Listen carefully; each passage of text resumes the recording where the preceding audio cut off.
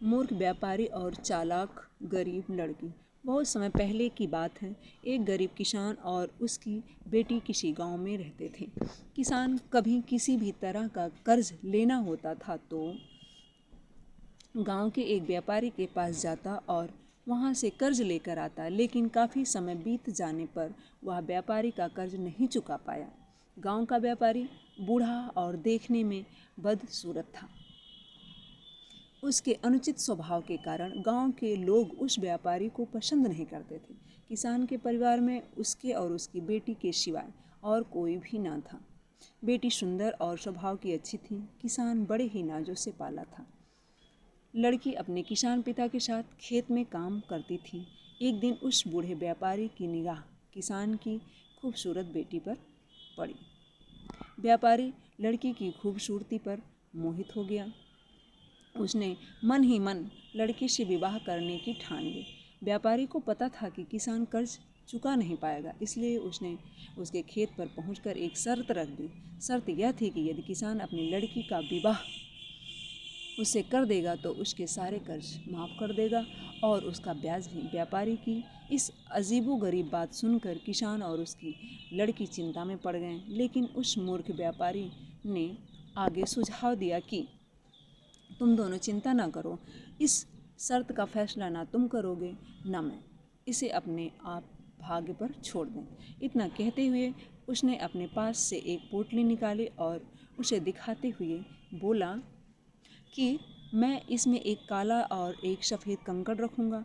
उसके बाद तुम्हारी लड़की को बिना देखे इस पोटली से एक कंकड़ निकालना होगा और यह शर्त रहेगी कि यदि उसने काला कंकड़ निकाला तो मुझसे विवाह करना होगा और तुम्हारे सारे कर्ज माफ़ कर दिए जाएंगे। यदि सफ़ेद कंकड़ निकाला तो विवाह नहीं करना होगा और कर्ज भी माफ़ कर दिए जाएंगे।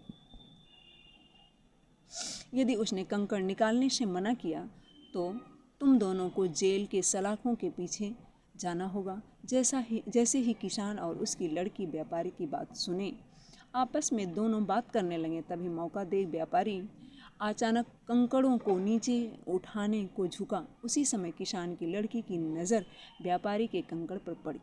उसने देखा कि दोनों ही कंकड़ काले ही पोटली में रखा है, जबकि नियम अनुसार एक सफ़ेद और दूसरा काला कंकड़ होना चाहिए था।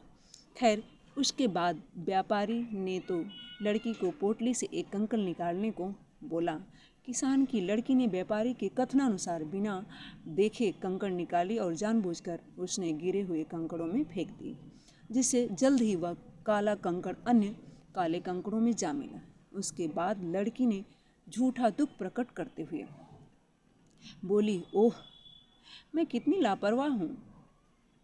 व्यापारी को थोड़ा क्रोध आया, पर लड़की ने बात संभालते हुए बोली, चिंता न करें, अपनी पोटली दिखाएं, जिससे पता चल जाएगा कि मैंने सफ़ेद या काला कंकड़ उठाए।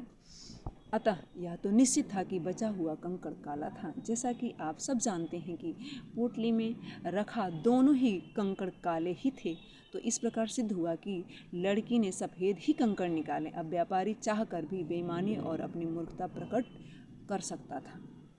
इस तरह किसान की लड़की ने बड़ी ही चालाकी से अपने विरुद्ध खड़ी विषम परिस्थिति को अपने पक्ष में कर लिया। अर्थात इस कहानी के माध्यम से हमें यह शिक्षा मिलती है कि समस्या कितनी भी जटिल क्यों न हो, हम उसके बारे में सोचने और उसे सुलझाने के तरीक़े को बदलकर उसका समाधान आसानी से निकाल सकते हैं। यदि कहानी पसंद आए तो कृपया लाइक, सब्सक्राइब और शेयर ज़रूर करें। देखने के